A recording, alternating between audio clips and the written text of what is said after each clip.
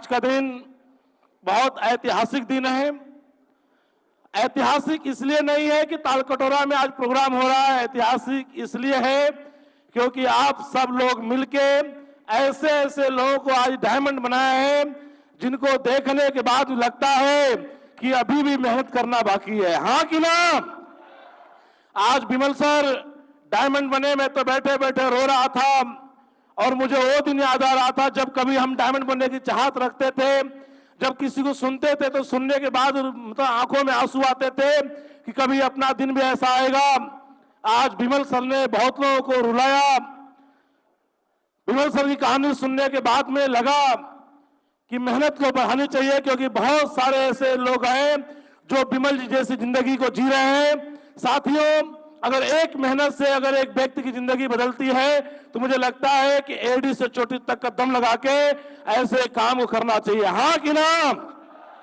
बहुत बहुत बधाई हमारे ज्योति जी को, एकदम विपरीत परिस्थिति में काम किया। राहुल सर आज रॉयल डायमंड बने, कभी अकेले इस प्रोग्राम का हिस्सा बने रहे होंगे, अकेले आए होंगे, जैसे आज आप अकेले किसी न किसी सीट पर बैठे हुए हैं, ऐसे ही किसी समय राहुल यादव सर भी आके इस प्रोग्राम का हिस्सा बने होंगे कि एक सीट पर बैठे होंगे।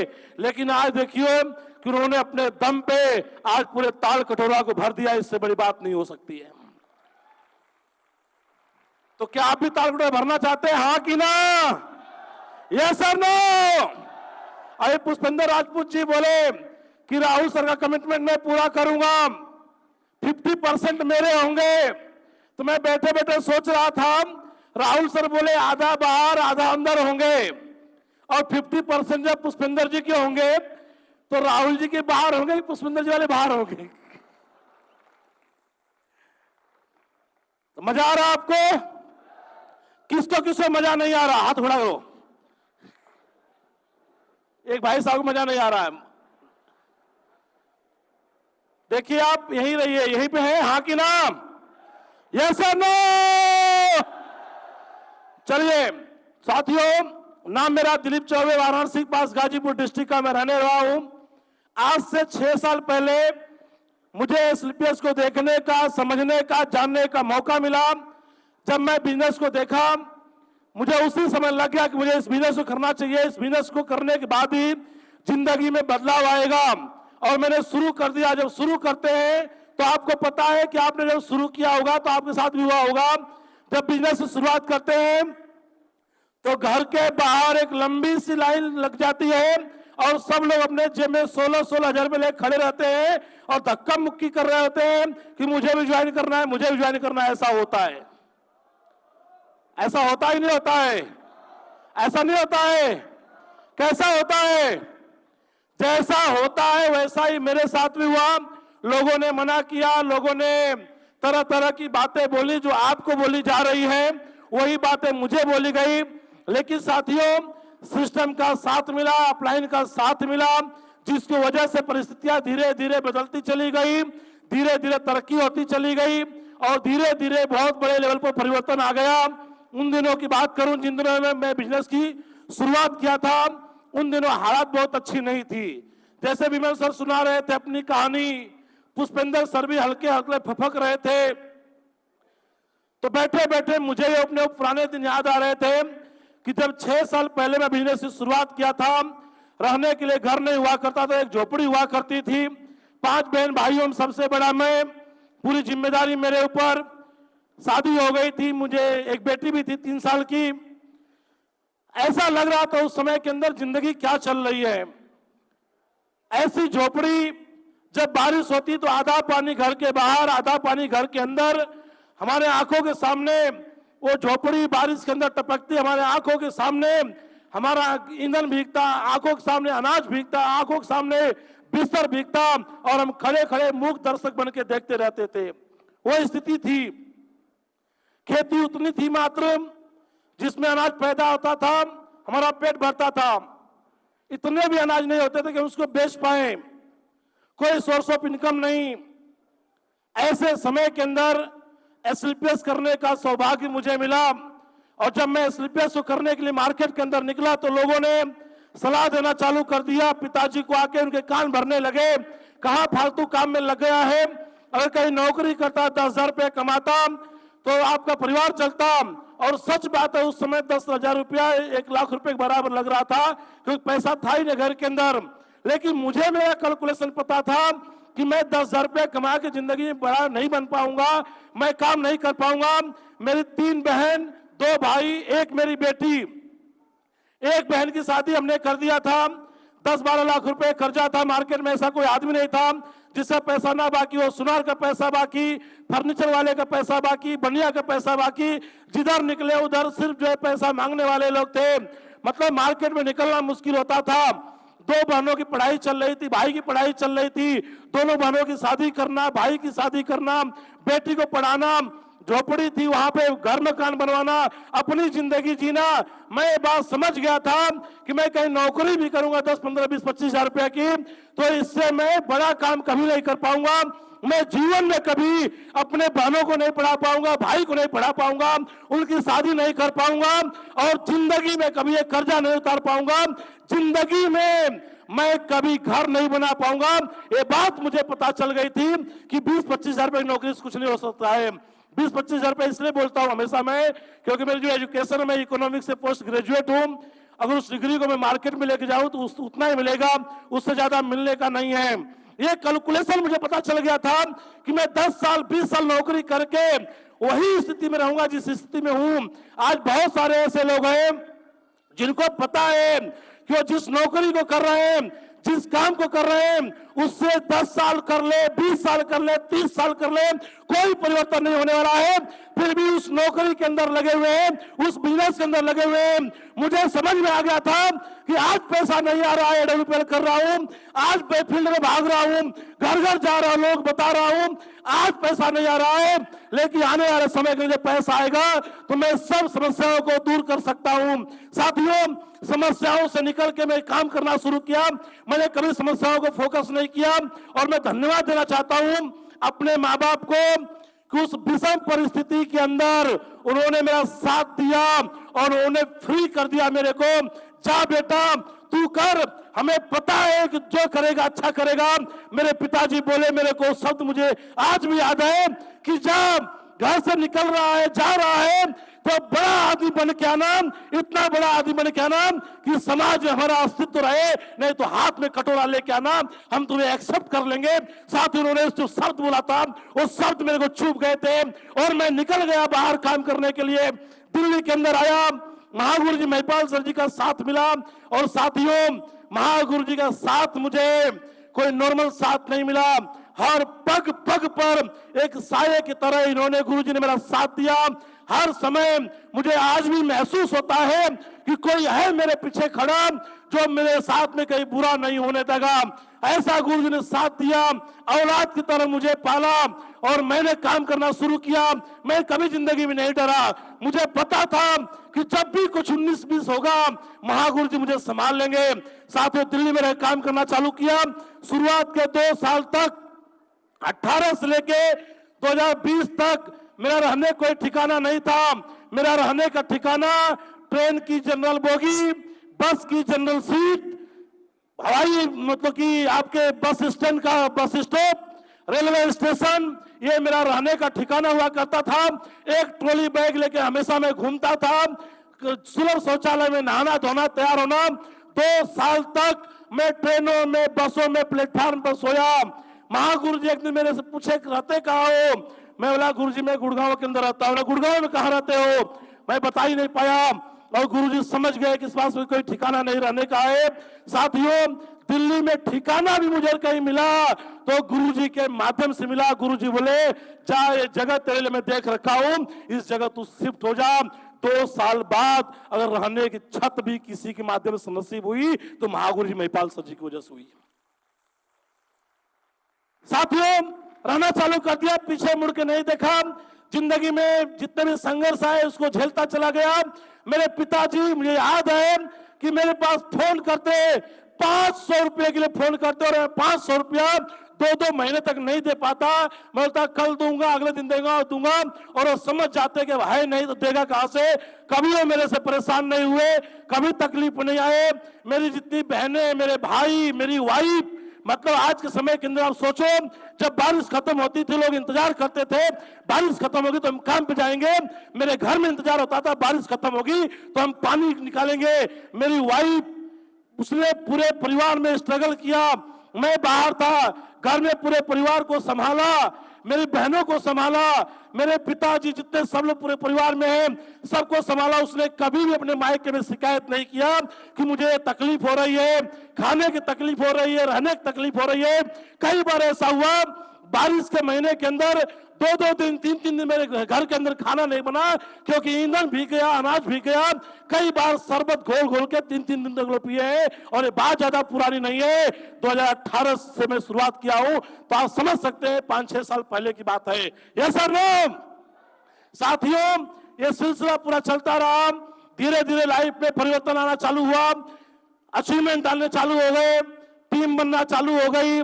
मेरे पास 2 लोग टीम बनी, 200 की टीम बनी, 2000 की टीम बनी, 20,000 टीम बनी, और आज मुझे बताते हुए खुशी हो रही है कि आज पूरे भारतवर्ष में आज 2 लाख लोगों की टीम बन चुकी है। आज 2 लाख लोगों की टीम बन चुकी है। करोड़पति बना मैं, 2 बार करोड़पति बना, 3 बार करोड़पति बना, 4 बार आज करोड़पति बन चुका हूं। साथियों, मेरे घर में चलने के लिए साइकिल नहीं हुआ करती थी, साइकिल पर चढ़ने के लिए पड़ोसियों से मांगना पड़ता था। पड़ोसी कभी साइकिल देते, कभी नहीं देते।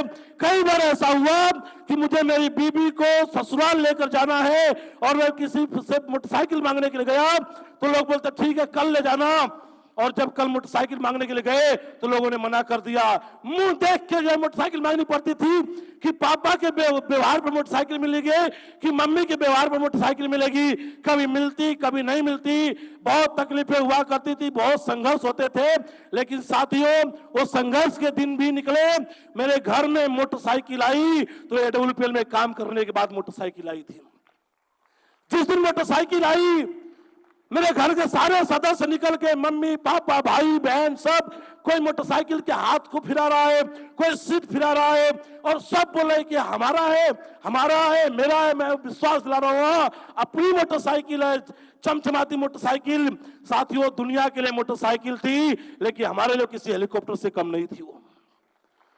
मैं एक छोटा सा वाकया शेयर करना चाहूंगा। एक बार की बात है, एक 14 वर्ष की लड़की थी और अपने पिताजी के साथ ट्रेन में सफर कर रही थी। आपने देखा लोग ट्रेन जो चलती है तो बहुत सारी चीजें पीछे की तरफ भागती हैं, होता नहीं होता है। तो लड़की अचानक उठी, खिड़की के पास जाती है, बोलती है पापा पापा ये देखो, ये तो पेड़ भाग रहे हैं, पापा पापा ये देखो ये तो घर भाग रहे हैं। वो बोलता है हाँ बेटी, हाँ बेटी। वो फिर भाग जाते हैं, पापा पूरी जमीन भाग रही है। वो बोलता है हाँ बेटी, हाँ बेटी। कहते कहते उसके आंखों से आंसू चल रहे होते हैं। 2-4 लोग बगल में बैठे थे, उनको नागवार लगी ये बात कि लड़की काफी देर से कभी इस खिड़की कभी उस खिड़की जा रही है, ये क्या ड्रामा कर रखा है। उन्होंने बोला भाई साहब इस लड़की को एक जगह बिठाते क्यों नहीं, ये तो ऐसे कर रही है जैसे इसने जीवन में कभी कुछ देखा ही नहीं हो। तो उसके बाप ने जवाब दिया, रोते हुए फफकते हुए उसने जवाब दिया कि आप बिल्कुल सही कह रहे हैं, क्योंकि मेरी बेटी जन्म से अंधी थी, इसने अभी अभी देखना शुरू किया है। मेरे लाइफ में जब जब कोई अचीवमेंट आए वो एक नई रोशनी की तरह था। हर अचीवमेंट को हमने मतलब एंजॉय किया, हर मोमेंट को हमने जिया। साथियों, मोटरसाइकिल आई महागुरु जी के आशीर्वाद से। मैं अपने खानदान का, अपने रिश्तेदारियों का, अपने गांव का और आसपास के सैकड़ों गांवों का इकलौता शख्स आपके सामने खड़ा है जो 60 लाख रुपए की Audi A4 गाड़ी के अंदर चलता है। जहां झोपड़ी हुआ करती थी वहां मुझे मकान बनाने का मौका मिला। 2 मकान बनाया, फिर एक तीसरा मकान बनाया, 3 मकान बना चुका हूं। 2 जगह जमीन खरीदने का मुझे मौका मिला, और गुरुजी के आशीर्वाद से दिल्ली के अंदर जहां मैं ट्रेन में, बस स्टैंड पर, रेलवे स्टेशन पे सोया करता था, गुरुजी के माध्यम से एक 4 करोड़ रुपए का फ्लैट लेने का सौभाग्य मुझे प्राप्त हुआ। बहुत सारी देश विदेश की यात्राएं हो चुकी है। दूसरी बेटी मेरी अभी 2 साल की है और वो 2 साल की बेटी भी 5 देशों की यात्रा कर चुकी है। आज मस्त जिंदगी जी रहा हूं, आज पैसे कमाता हूं, मेहनत करता हूं, मेहनत आज भी करता हूं, लेकिन जब पापा की आंखों में, मम्मी की आंखों में, बहनों के चेहरे पे चमक, जब मैं अपने 2 बेटियों को हंसते खिलखिलाते देखता हूं तो मुझे महसूस होता है कि दिलीप चौबे तेरी मेहनत आज सार्थक हो चुकी है।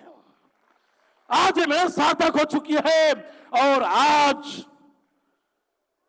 मेहनत तो कर रहा हूं, पैसा कमा रहा हूं, एक डर मुझे हमेशा लगता है, एक डर मुझे हमेशा सताता रहता है। वो डर क्या है? क्या आप जानना चाहते हैं? क्या आप जानना चाहते हैं? क्या आप जानना चाहते हैं? भगवान से एक ही दुआ है कि भगवान ये जिंदगी बड़ी मुश्किल से मिली है, इसको बना के रखना। ये डर मुझे हमेशा सताता रहता है और इस डर की वजह से मैं आज भी काम कर रहा हूं। साथियों, जिंदगी कोई भरोसा नहीं है, कब प्राण पखेड़ू निकल जाए, कब किसकी सांसें कब अटक जाए, कुछ पता नहीं है।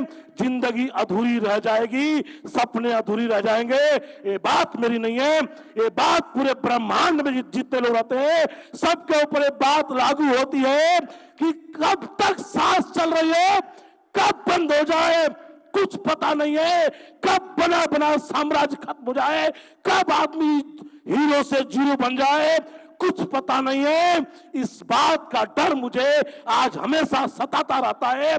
इसलिए जो जो सांसें मिलती है उस हर एक सांस के ऊपर मैं मेहनत करता रहता हूं कि ये मेहनत जितनी हो जाए उतनी बढ़िया रहेगी। अमृत का घड़ा पीकर कोई नहीं आया है, किसी के साथ कुछ भी हो सकता है। इसलिए गाना है ना कि जियो तो हर दिन ऐसा जियो जैसे कि आखिरी हो। Yes sir no.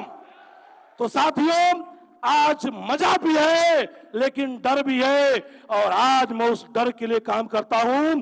और दूसरा काम मैं करता हूं कि जब मुझे सुख की अनुभूति हो रही है, आज मेरे नेटवर्क में ऐसे ऐसे लोग हैं जिनके आज भी घर में शाम का चूल्हा जलता है लेकिन सुबह जलतेगा कि नहीं जलेगा उसकी कोई गारंटी नहीं है। अगर हमारे एक मेहनत से, एक प्रयास से अगर किसी घर का चूल्हा जलने लगे उस दिन हमारी मेहनत सार्थक हो जाएगी। आज महागुरु जी महिपाल सर जी हिंदुस्तान नहीं वर्ल्ड डायरेक्ट सेलिंग के अंदर एक बहुत बड़ा चेहरा है।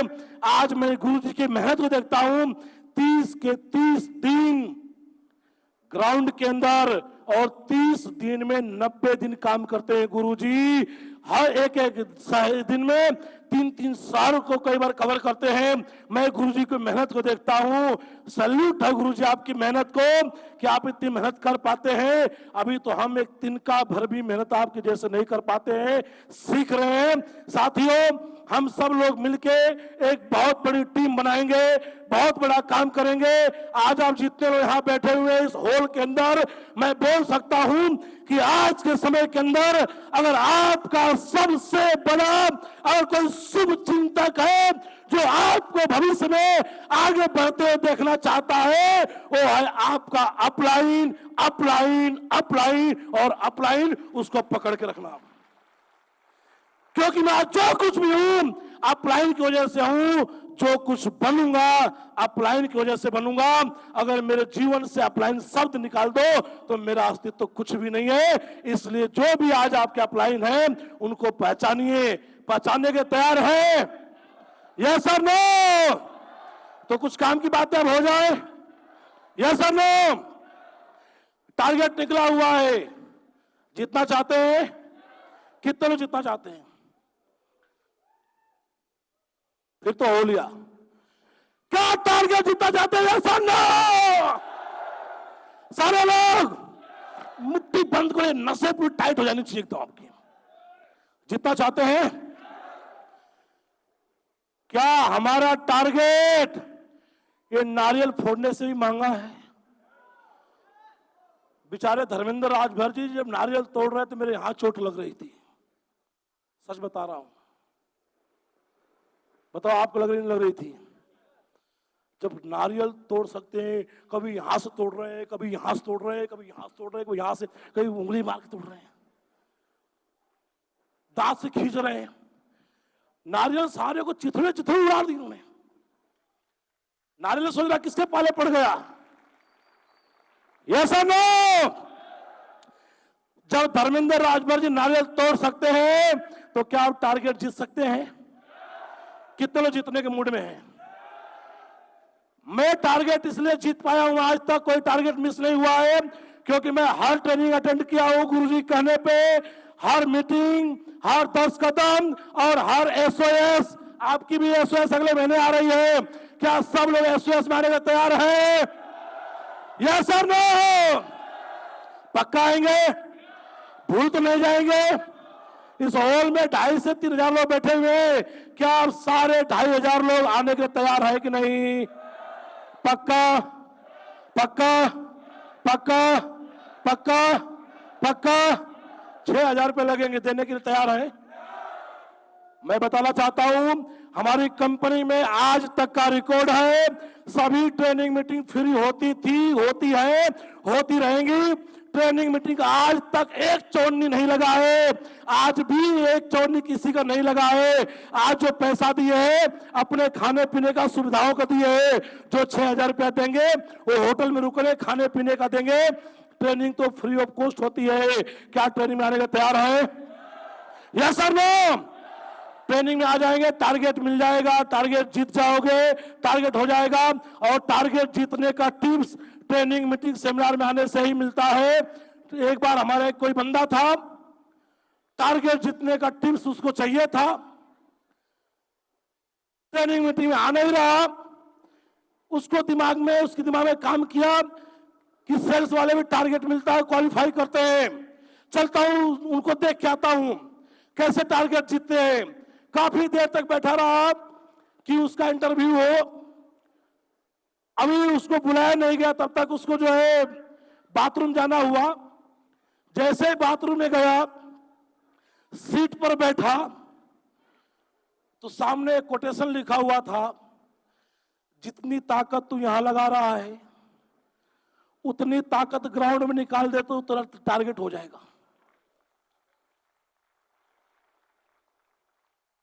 समझ गया, आ गया। टारगेट जीतने के लिए जुनून चाहिए, और जुनून में कुछ भी हो जाएगा। एक बार क्या हुआ, एक बंदा ना जुकाम हुआ ना बुखार हुआ, कुछ भी नहीं हुआ, मर गया। ऊपर गया, मुंह फुलाए घूम रहा है, यमदूतों को देख के ऐसे से आंखें निकाल रहा है। यमदूत बुलाए, गलत आदमी उठा लाए हम तो। यमराज जी राउंड पर आए, बोले बंदा कैसे मुंह फुलाए घूम रहा है। यमदूत जाके पूछे, भाई क्या हो गया? बोला ना मेरे को जुकाम हुआ ना बुखार हुआ, कुछ भी नहीं हुआ, अचानक मैं यहां कैसे आ गया। यमदूत बोले, भाई साहब गलती हो गई, माफी चाहते हैं, टारगेट चल रहा था। क्या चल रहा था? क्या चल रहा था? जब टारगेट चलने में आदमी की जान जा सकती है तो क्या टारगेट चलने में 12-14 लेके नहीं आ सकते हो आप? हाँ कि ना? मुट्ठी बांधो कि अब टारगेट जीतना है अबू धाबी का। जीतेंगे, उठा कर 10-20 को तो ऐसे लोगों को ज्वाइन करा दो कि ज्वाइन होने के बाद में बोले यार मैं ज्वाइन क्यों हो गया। कर सकते हैं? तो लास्ट में एक कहानी बता के, छोटे से जोक सुना के मैं बात को खत्म करूंगा। समय बहुत ज्यादा हो गया, मुझे मिला था 20 मिनट, हो गया 24 मिनट, 1 मिनट की बात और है। एक बार क्या हुआ, 4 पहलवान थे। बोलो क्या थे? क्या थे? 4 पहलवान थे, लड़ रहे थे, कोई हार ही नहीं रहा है, सब तगड़े तगड़े, सब जीत रहे हैं। पूरा ऑर्गेनाइजेशन फेल, इनको कैसे हराया जाए, किसी 3 को तो हारना पड़ेगा तभी तक विजेता घोषित होगा। नहीं हार रहे भाई साहब, उसमें से किसी ने उपाय दिया, चारों को बुलाया गया, बोला गया 4 अलग अलग कमरों में भैंस बंधी हुई है, जो सबसे ज्यादा भैंस का दूध निकाल के लेके आएगा उसको विजेता घोषित कर देंगे। एक बंदा गया, आधा बाल्टी लेके आ गया, दूसरा गया एक बाल्टी लेके आ गया, तीसरा एकदम लबालब बाल्टी भर के लेके आ गया, चौथा आदमी मेरे जैसा 1 घंटा हो गया आया नहीं, 2 घंटा हो गया आया नहीं, 3 घंटा हो गया, 4 घंटे बाद पूरा पसीना पसीना होके आया और 1 लोटा दूध लेके। लोग बोले भाई क्या ड्रामा है, 4 घंटे से 1 लोटा दूध। वो बोला सब बात तो ठीक है, पहले ये बताओ मेरे कमरे भैंसा बांधा किसने? जब भैंसा दूध दे सकता है तो क्या आबूधाबी हो सकता है? हाँ कि ना? Yes sir no? साले भैंसे से दूध निकाल दिया तो टारगेट तो जीत जाएंगे, हाँ कि ना? तो दोस्तों आप लोगों ने सुना समझा, आपका बहुत बहुत धन्यवाद। Thank you very much. Wish you all the best and go prime minister.